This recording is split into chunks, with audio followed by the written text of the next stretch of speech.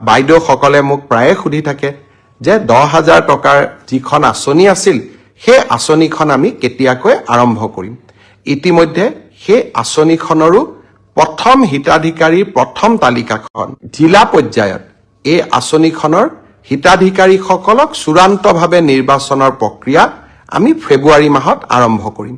ইতিমধ্যে 32 লাখ আই মাতৃক এই আঁচনিখনৰ বাবে আমি প্ৰাৰম্ভিকভাৱে নিৰ্বাচিত কৰিছোঁ আৰু জিলা সমিতিসমূহে এই আঁচনিখনৰ চূড়ান্ত ৰূপ দিব।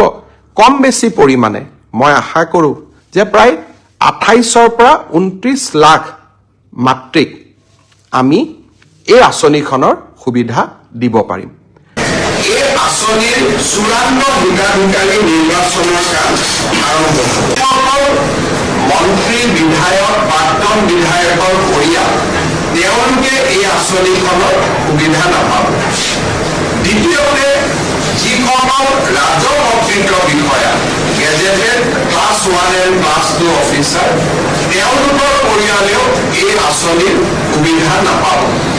যিসকলৰ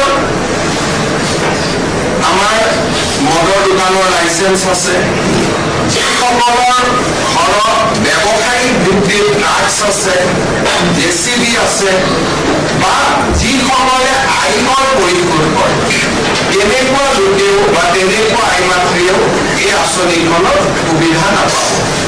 আৰু যিসকল আই মাতৃৰ মহা লাখপতি হৈছে তেওঁলোকক আমি এখন সুকীয়াকৈ আঁচনি দিম, যিহেতু অলৰেডি তেওঁলোকে বেংকৰ পৰা লাখ টকা লোনেই লয়, গতিকে 10,000 টকা লোৱাত ইয়াৰ প্ৰয়োজন নাই।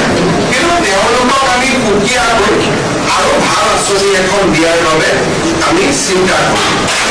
এই ধৰণে আমি যিটো মহিলাসকলক 10,000 টকা দিয়াৰ ঘোষণা কৰিছিলোঁ সেই আঁচনিখনক আমি চূড়ান্ত পৰ্যায়লৈ লৈ গৈছোঁ আৰু আঁচনিখনৰ শুভ উদ্বোধন এপ্ৰিল মাহত আমি বিহালী সমষ্টিত কৰিবৰ বাবে সিদ্ধান্ত গ্ৰহণ কৰিছোঁ। অৰ্থাৎ প্ৰথম বিহালীৰ আই মাতৃসকলক এই টকা দি পেলাই এই আঁচনিখনৰ আমি শুভ উদ্বোধন কৰিম। তাৰপিছত প্ৰতিটো সমষ্টিতে একোখন মিটিং হৈ এই আঁচনিৰ টকা আমি সমষ্টিত